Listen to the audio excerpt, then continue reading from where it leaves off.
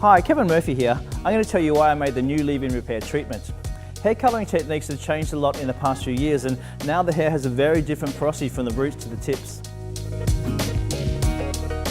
A leave-in treatment has more advantages than a rinse out because the ingredients can go on working for 24 hours or more. Leave-in repair uses proteins from green peas and enzymes from pineapple and papaya, keeping the hair soft and manageable and improving the condition of the hair from the first use.